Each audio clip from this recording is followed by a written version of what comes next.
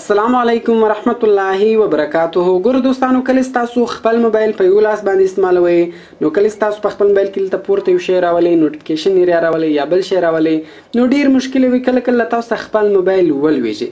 نو په دغه ویډیو کې زه تاسو ته یو سټینګ درښیم. کچیر تاسو دغه سټینګ په خپل موبایل کې وکړئ نو بیا تاسو په ډیر اسانۍ سره خپل موبایل په یو لاس باندې استعمالولای شئ. هغه سټینګ کله تاسو وکړئ، ګور بیا کلم تاسو ته کلیک کش کړئ، ګور پورته تاسو په خپل کتلای شئ یا نشان رالی، موس رالی، دلته چې موثر شي خلاصوي په دې کلیک کوئ. مثال ګور وزم سټینګ ته سټینګ می خلاص کړئ، هر شی چې موس پورته راوستئ، ګور کرسر هلته موجوده ده، خالي کلیک پکوئ، هغه شی به تاسو ته خلاصیږي. نو ډیر خوندور اپشن ده، خالي ته کلیک کوئ، هغه نشان به راځي در سره، نو بیا تاسو په ډیر اسانۍ سره خپل موبایل په یو لاس استعمالولی شئ.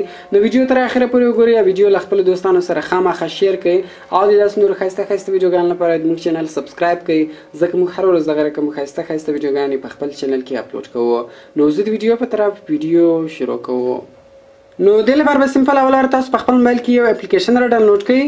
د دغه اپلیکیشن نوم ده ریچ ابیلیټي کرسر. د دغه اپلیکیشن ډاونلوډ لینک ما تاسو ته د ویډیو په ډسکرپشن کې درکړی ده. نو دا اپلیکیشن تاسو له هغه څخه په ډېرې اسانۍ سره ډاونلوډولی شئ.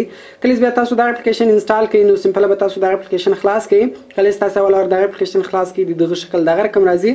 دلته یو اپشن ده، یو سټینګ ده، اکسیسیبیلیټي سټینګز په نامه، په دې باندې به ګور تاسو ټیک مارک ولګوئ. کله تاسو په هغه باندې ټیک مارک ولګوئ، دلته لاندې انسټال سرویسز په دې باندې به تاسو کلیک وکړئ او دلته به تاسو ریچ ابیلیټي کرسر ته پرمیشن ورکړئ. په دې باندې به ګوره کلیک وکړئ، د آف ده سمپل بل تاسو ګوره دې ته پرمیشن ورکړئ، یعنی دا به آن کړئ او په اوکې بټن باندې به تاسو کلیک وکړئ.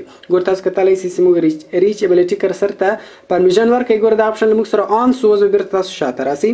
کله تاسو شاته رالاست، ګوره لاندې کنټینیو بټن ده، په دغه کنټینیو بټن باندې به تاسو کلیک وکړئ. کله تاسو په کنټینیو بټن باندې کلیک وکړئ، دلته ګوره دویم اپشن ده سوایپ پیډز، په دې باندې به تاسو کلیک وکړئ. په دې سکل هم تاسو کلیک وکړئ.